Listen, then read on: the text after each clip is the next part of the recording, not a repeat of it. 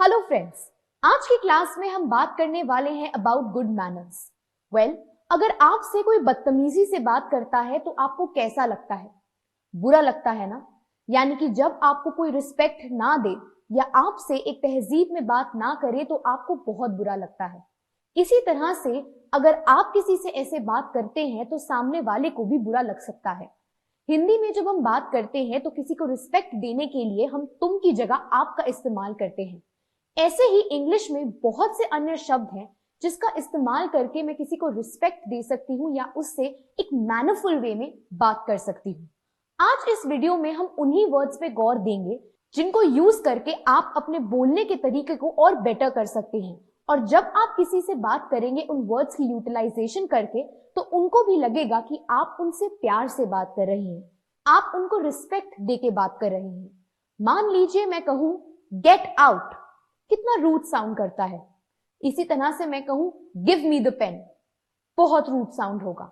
यहीं पे अगर मैं कह दूं please give me the pen तो कितना टोन ऑफ वॉइस मेरा बदल जाता है। उस वर्ड या उस सेंटेंस का मीनिंग ही बिल्कुल बदल जाता है।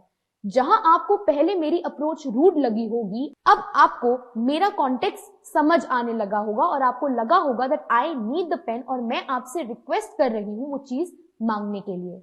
तो हर चीज, हर सेंटेंस का मीनिंग बिल्कुल ही बदल जाता है जब उनमें हम इन गुड मैनर्स से रिलेटेड वर्ड्स को यूटिलाइज करते हैं।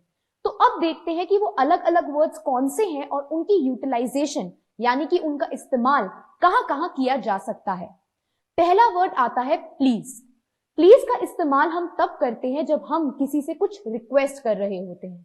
Please pass me my bag, यानी कि प्लीज मुझे मेरा बैग दे दो।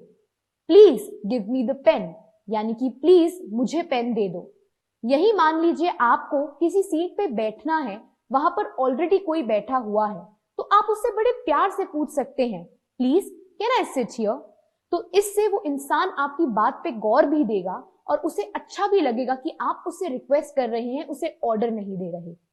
अब आते हैं दूसरे वर्ड पे जो कि होता है सॉरी। जब भी हम कोई गलती कर देते हैं तो हमें कहना चाहिए सॉरी। ये एक तरीका होता है किसी को बताने का कि आप अपने किए के लिए पछतावा कर रहे हैं, यानी कि आपको बुरा लग रहा है जो आपने गलत किया है। सॉरी का इस्तेमाल एक और जगह होता है जब आपको किसी को सहानुभूति देनी है। मान लीजिए आपके रिलेटिव्स में किसी की डेथ हो गई है और आप उनके घर गए हैं, तो आप कह सकते हैं I am sorry for your loss, यानी कि आपको जो लॉस हुआ है उसके लिए मुझे खेद है। तो आप सॉरी का इस्तेमाल दो जगह करते हैं, जब आपने कोई गलती कर दी है या कोई गलत काम किया है और आपको उसके लिए पछतावा है तो आप अपोलोजाइज करने के लिए कहते हैं सॉरी। और दूसरा, आप जब किसी को कोई सहानुभूति या सपोर्ट देने की कोशिश कर रहे हैं तब आप यूज करते हैं द वर्ड सॉरी। अगला वर्ड है थैंक यू। जब भी आप किसी को थैंक यू बोलते हैं आप उनको ये बताते हैं कि आप उनसे खुश हैं या उन्होंने जो आपके लिए किया है वो आपको अच्छा लगा है। Thank you is a way of acknowledging, यानी कि जो इंसान ने आपके लिए किया है, जो कुछ अच्छा हुआ है, आप उसके लिए उसको शुक्रिया कर रहे हैं। हम कह सकते हैं कि थैंक यू है शुक्रिया। मान लीजिए मेरे को किसी ने गिफ्ट दिया है तो मैं इन रिटर्न क्या कहती हूँ, thank you for the gift. तो इससे लगता है कि मैं कितनी खुश हूं कि उन्होंने मुझे गिफ्ट दिया है। तो ये वर्ड्स का इस्तेमाल करके आप अपने वे ऑफ टॉकिंग को भी बेटर कर सकते हैं। लेकिन जब आपको कोई थैंक यू बोलता है तो आपको इन रिटर्न क्या बोलना चाहिए? वो वर्ड है योर वेलकम, यानी कि आप कह रहे हैं कि मैंने आपके लिए किया, अपने दिल से किया, so no issues no problem. तो ये कुछ वर्ड्स होते हैं जो हमारे लिए बहुत हेल्प करते हैं कि हम एक मैनरफुल वे में बात कर सकें। अब चलते हैं आगे अपने अगले वर्ड पे। अगला वर्ड है एक्सक्यूज मी। जब भी आपको कोई भी सिचुएशन को डिस्टर्ब करना है, मान लीजिए आप एक कमरे में बैठे हैं जहां पर एक मीटिंग चल रही है लेकिन आपको बहुत ही तुरंत किसी अर्जेंट काम के लिए बाहर जाना है, तो आप उस मीटिंग से यूं ही उठ के तो बाहर नहीं चले जाएंगे, कितना रूड लगेगा वो। तो इसलिए आप एक वर्ड का इस्तेमाल कर सकते हैं जो कि है एक्सक्यूज मी।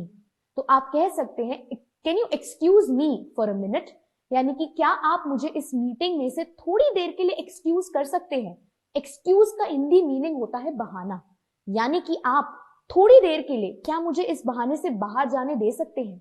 लेकिन जब हमने इसको बोला तो हमने कितने अच्छे से बोला, excuse me I want to go there, यानी कि आपके रास्ते में अगर कोई दो लोग खड़े हैं और आप उनके बीच में से निकलना चाहते हैं तो आप कह सकते हैं, excuse me, please give me a side.